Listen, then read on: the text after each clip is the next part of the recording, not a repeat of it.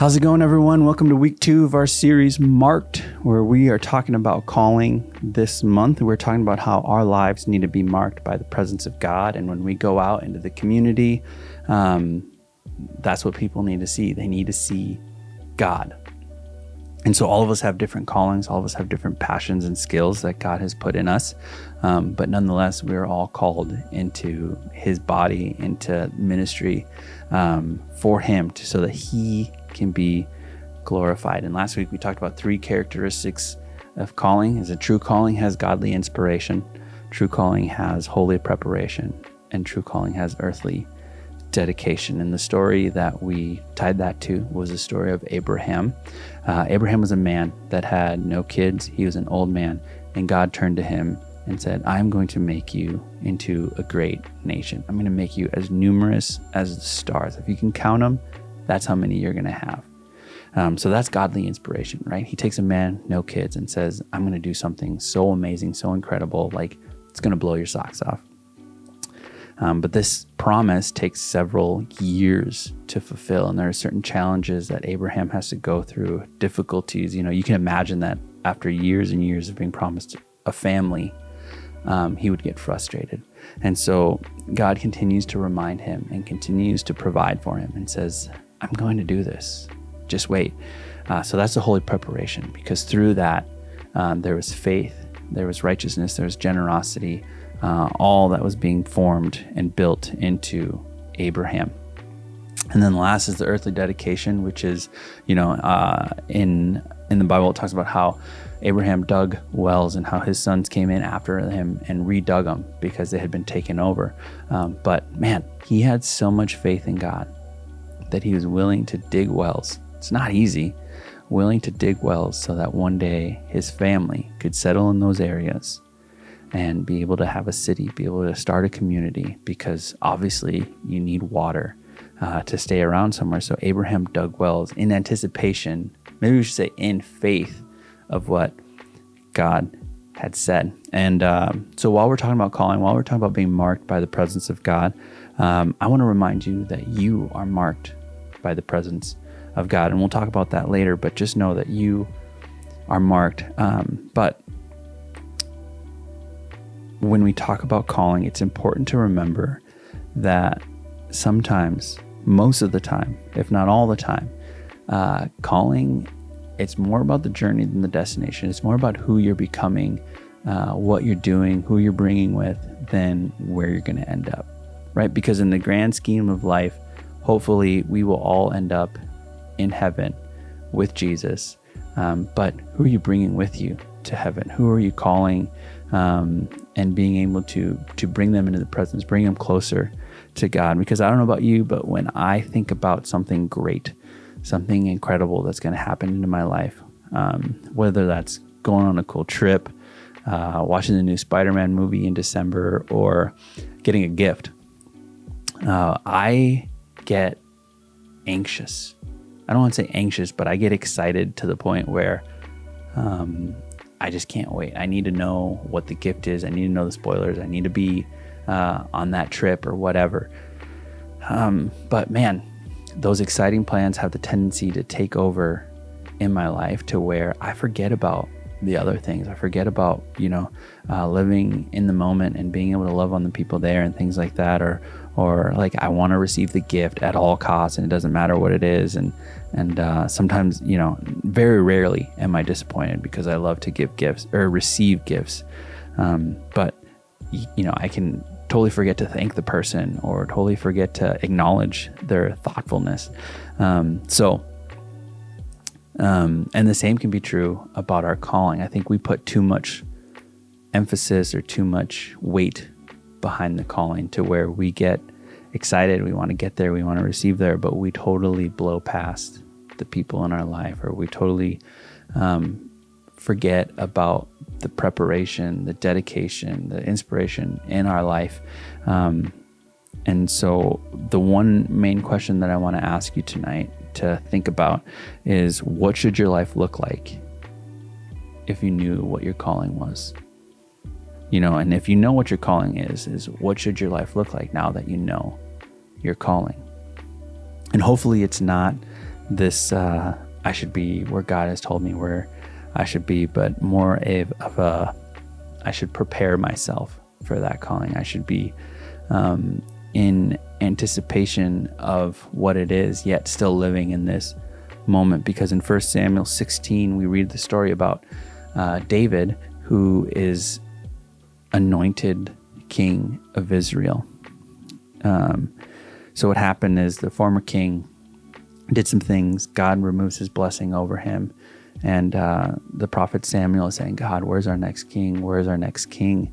And God finally says, like, hey, go to this village, go to this family. One of this guy's sons is going to be the king. And so they go through all the kids, right? All the sons. The oldest, who's the most handsome, whatever. Nope. The next one, nope. The next one, nope. Keep going. Boom, boom, boom, boom, boom, boom. And finally they get to this little shepherd boy. And his name's David. And God says, that's the one. That's my king. That's the one that I'm going to raise up and lead my people. And so in 1 Samuel 16:13, it says, Then Samuel took the horn of oil and anointed him in the midst of his brothers. And the Spirit of the Lord rushed upon David from that day forward. And Samuel rose up and went away.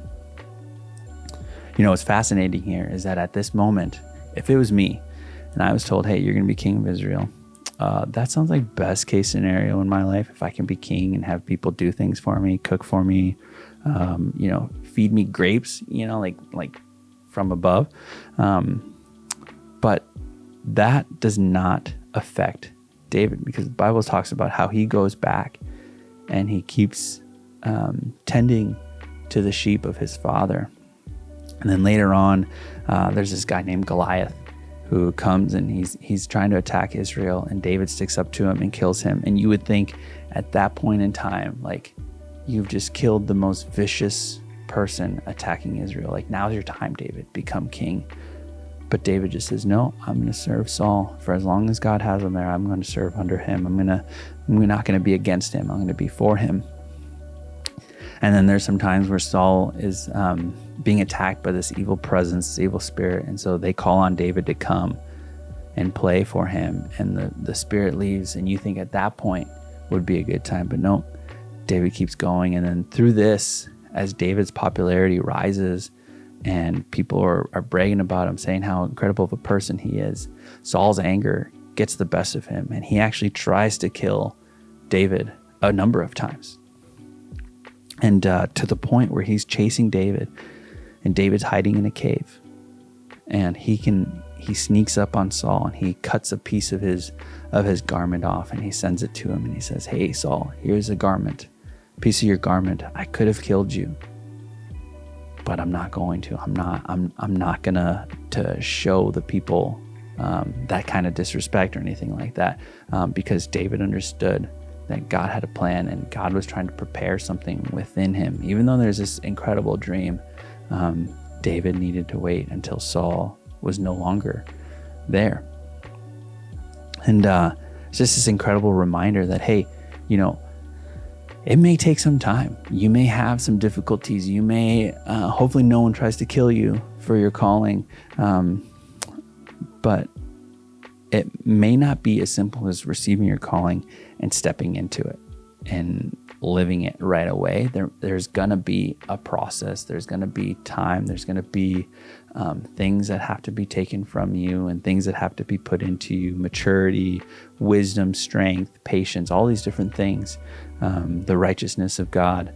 And I just want to remind you that that's where the fun is. When you get to learn dependency on God, when you get to learn how to trust him more and be able to have faith in him, and you get to learn about just how amazingly involved he is in your life.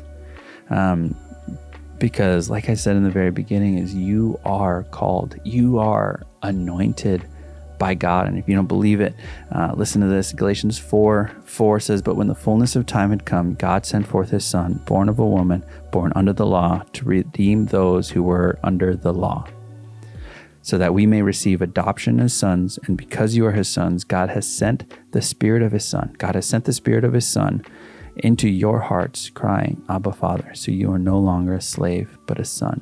And if a son, then an heir through God. See, when people would use oil back in the day, it was symbolic of the presence of God. It was symbolic of the anointing that God had over their life, the calling that he had on their life. And so God took it a step forward. He says, hey, you don't need oil anymore, because I'm going to send my beloved son into your heart. I'm going to send the spirit of my son into your heart, so that anytime you come up with a difficult situation or you have a crisis in your life, you can know that I am with you, and it'll bring you and call you closer to me. So today, I want to give you a little bottle of anointing oil as a reminder of your calling in life. And I won't, take that little thing and put it on your desk, or put it on your night table, by your TV, your bathroom counter, in your car, wherever. I really don't care. I want it to be a reminder of God's calling, God's anointing on your life. And as you go through your day, and as you see that little bottle, ask yourself, hey, what does my life look like that I'm stepping into my calling? What does my life look like now? Where how am I showing the presence of God in there? Because you are called, you are anointed. And I just want to share, last thing is something that a lot of people in my life have been saying to me recently. It's that you have been put in a specific place at a specific time for a specific purpose. And you would be foolish to think that it was coincidence. You'd be foolish to think that you were put in your position at work and just randomly got to tell people about the presence of God, or that you were in your position at school to just live and go day to day without telling the people of God. No, God has put you there so that he can be glorified. So as you break up into your small groups, I just want to encourage you to share with one another some of the burdens that you're carrying, some of the difficulties that you're carrying. And just take that little vial, and I hope that it reminds you of God's calling in your life. And I cannot wait to see more of us step into that, and more of us continue to learn and grow every single day in how we share the gospel, how we share the good news of Jesus Christ with the world around us. We love you guys. Have a great day.